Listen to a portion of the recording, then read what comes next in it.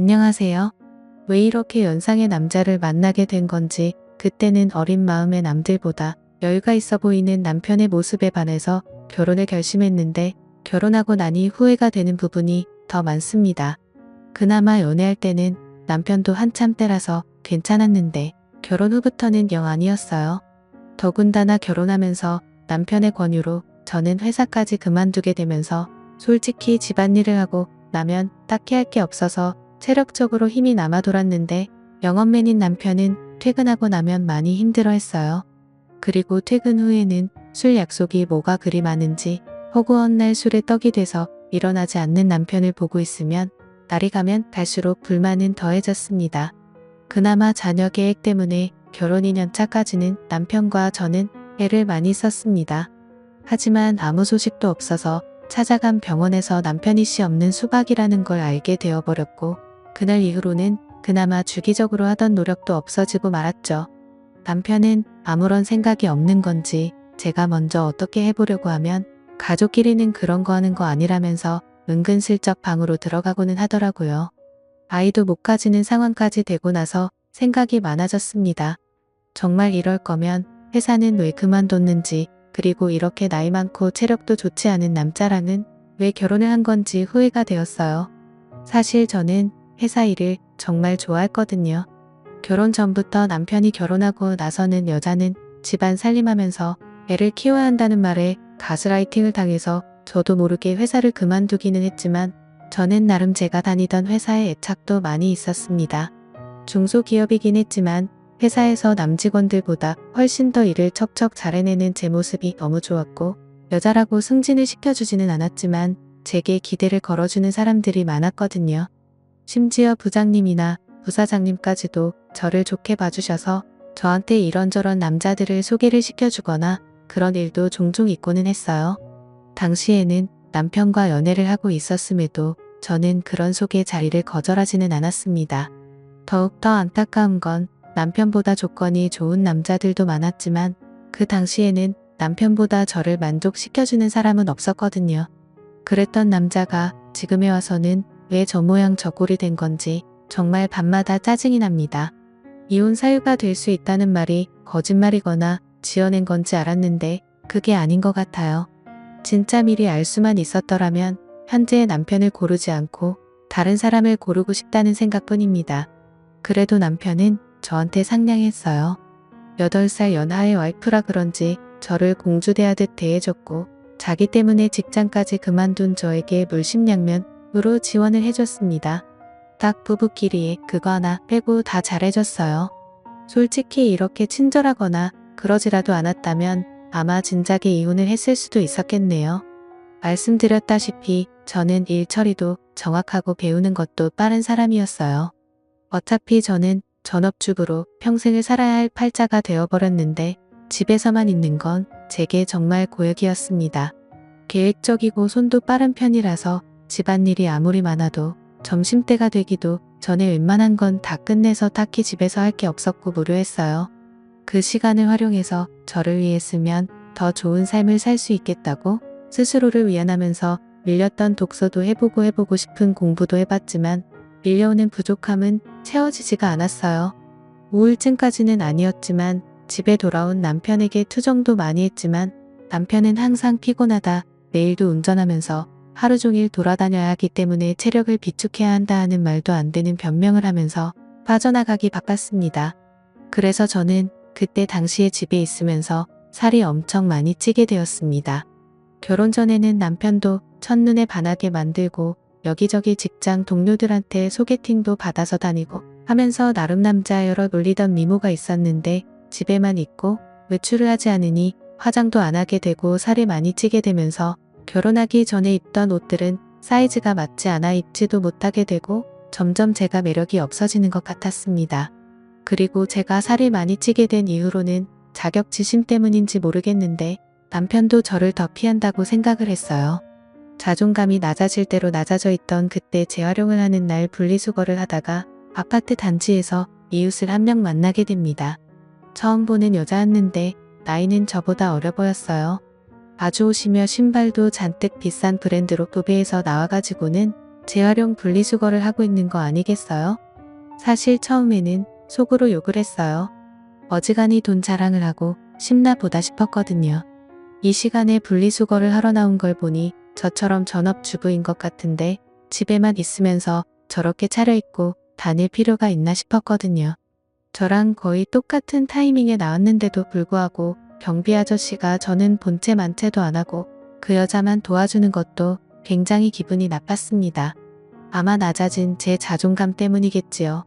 그런데 그때쯤부터 느낀 건데 분리수거를 하는 날마다 저랑 같은 시간에 나오는 것 아니겠어요? 그런데 나올 때마다 입고 있는 옷이며 신발이면 매번 다른 걸 입고 나오는 겁니다. 아무튼 그때부터 저는 그 여자와 안면을 트게 되었고 그냥 인사 정도만 나누는 사이가 되었어요. 하루는 집 근처에 있는 마트에서 장을 보고 나오는 길이었습니다. 장바구니가 3개가 꽉 찰 정도로 장을 많이 본 날이었어요.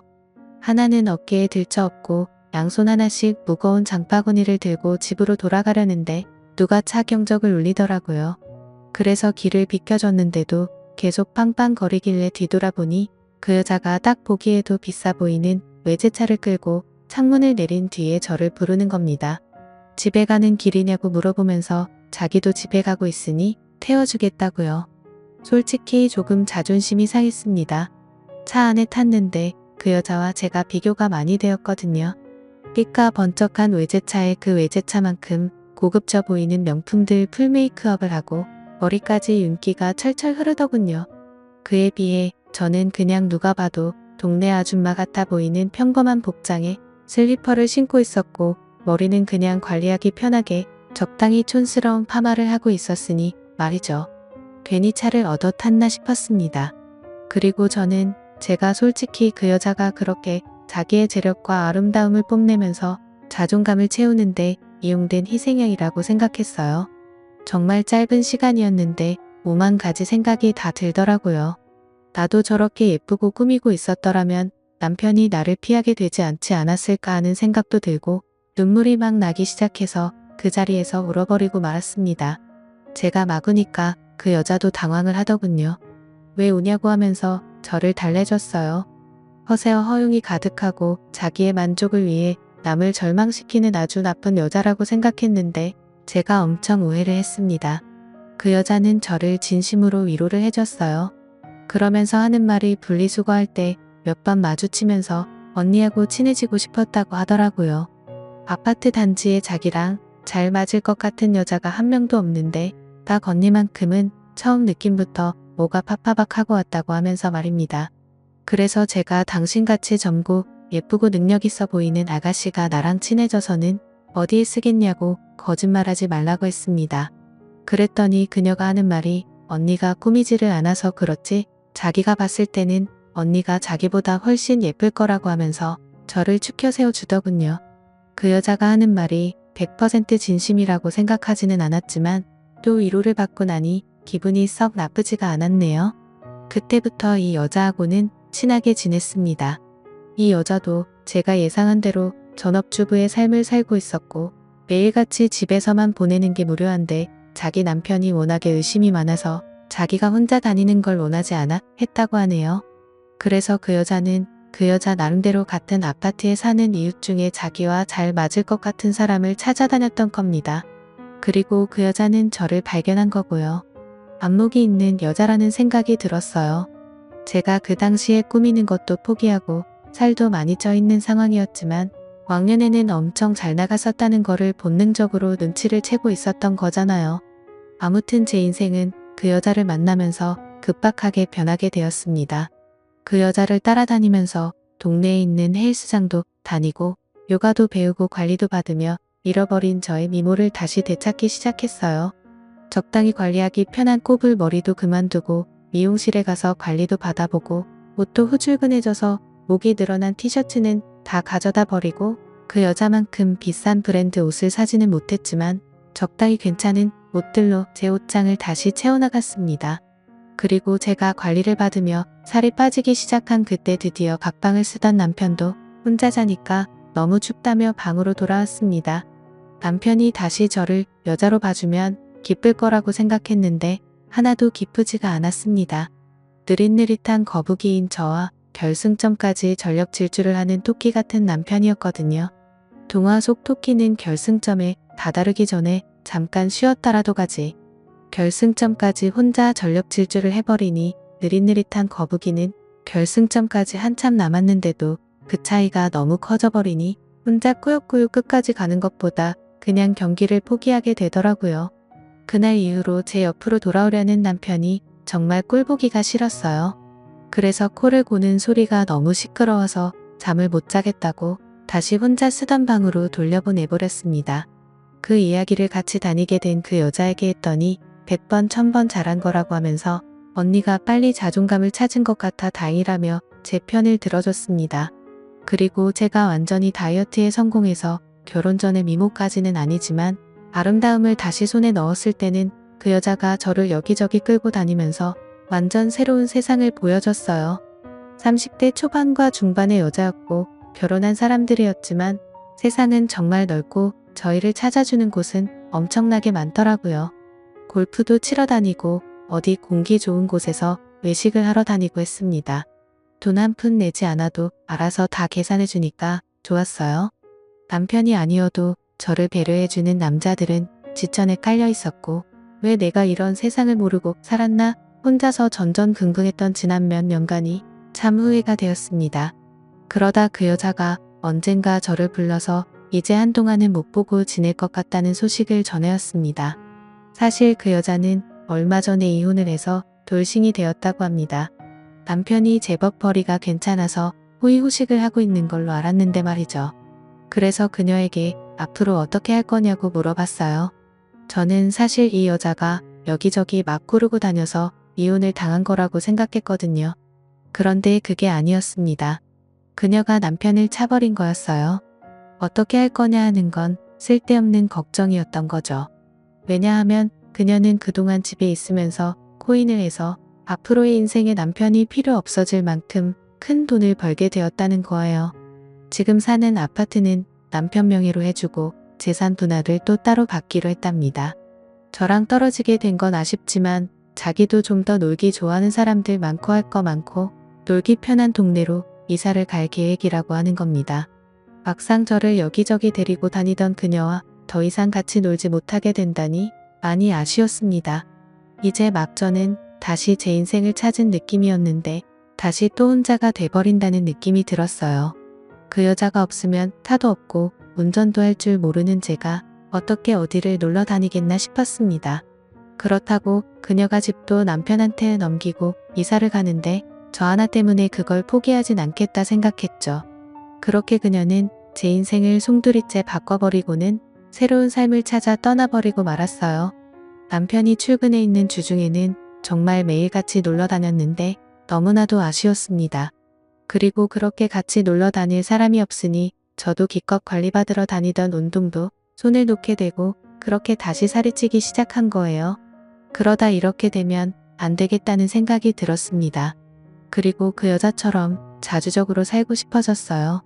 투자 같은 건 전혀 모르지만 제가 같이 놀면서 느낀 바 그 여자가 그렇게 썩 머리가 좋아 보이지는 않았는데 코인으로 돈을 벌었다니 저는 일한 경험도 있고 능력이 있던 사람이니 제가 코인을 시작하면 그녀보다 더 큰 돈을 벌 수 있지 않을까 하는 자신감이 생겼어요. 제가 돈을 벌게 되면 남편 때문에 포기해야 했던 제 인생을 다시 시작할 수 있다고 생각했습니다. 그 돈으로 차를 사고 운전을 배우고 하면 저 혼자서 못 놀러 다닐 것도 없다고 생각했고 차가 생기면 이사를 가버린 그 여자를 만나서 예전처럼 둘이 같이 다녀도 되는 게 아니겠나 하는 생각이 들었어요. 다만 제가 코인을 시작하기에는 커다란 문제가 있었습니다. 제가 전업주부를 하면서 실질적으로 돈을 벌어오는 남편이 경제권을 가지고 있었고 저는 그때그때 생활비를 타서 썼기 때문이에요. 코인을 하려면 자본금이 필요할 텐데 남편에게 이야기하지 않고 사는 그 자본금을 만들 방법이 없었던 상황입니다. 은행 대출부터 여성 전용 대출 같은 사금융권까지 알아보다가 아무리 그래도 리스크가 있는 투자인데 빚을 내면서 하는 건 아닌 것 같다는 생각이 들어서 차라리 남편한테 솔직히 말하고 허락을 받아내겠다는 생각을 했습니다. 말씀드렸다시피 제 부탁을 썩 잘 들어주던 사람이었기 때문에 적어도 거절은 하지 않을 거라는 확신이 생겼고 제 예상대로 남편은 제 생각이 그렇다면 한번 해보라고 1,000만 원을 저에게 건네주었어요. 그리고 그날은 웬일로 자기가 코를 안 골 테니 같은 방에서 자도 되냐고 하기에 그렇게 하라고 했습니다. 내 털끝 하나 건드리지 않는 조건을 걸었더니 심통이 나서 그냥 혼자 자겠다고 방으로 가더군요. 인터넷으로 여러 사람들이 어디에 투자했네 하는 정보들을 모아가지고 시작을 하게 되었는데 남편이 저에게 준 1,000만 원이 일주일도 되지 않는 사이에 100만 원도 남지 않게 되었습니다. 처음이라 제가 실수를 했고 그만큼 돈을 잃고 나니 그 바닥이 어떻게 돌아가는지 한눈에 알겠더라고요. 그래서 그날에는 남편을 꼬드겨서 돈을 더 받아냈습니다. 저도 코인으로 떼돈을 벌어서 그 여자처럼 자주적인 삶을 살아갈 거라고 생각했거든요. 그런데 다음 날 남편이 퇴근을 했는데 혼자 오지 않았습니다. 회사에서 알던 동생이라고 하면서 후배를 소개시켜 주더군요. 남편이 하는 말이 이 후배가 코인으로 대박을 내가지고 회사를 그만둔 사람이라고 합니다. 원래는 지금도 돈 굴리느라 바빠서 오지도 못할 사람인데 남편이 저를 위해서 특별히 부탁을 해서 데려왔다고 하더라고요. 어떻게 투자를 하고 치고 빠지는지 저에게 가르침을 주려고 말이죠. 제가 그런 거 필요 없다고 나 혼자서도 알아서 잘할 수 있다고 했더니 남편은 그래도 일주일 전에 준 1,000만 원을 다 날려먹지 않았냐고 하면서 아픈 곳을 찌르더라고요. 앞으로 벌 돈이 얼마인데 그 정도는 내 경험비로 들어갔다 치면 되는 거 아니냐고 했더니 그 후배라는 사람이 그렇게 이쪽 일을 쉽게 받다가 거지가 되는 거 순식간이라고 하면서 자기도 확신이 있는 게 아니기 때문에 투자 종목을 알려줄 수는 없지만 그래도 도움은 될 테니 한번 자기 이야기를 드러나 보라는 거예요.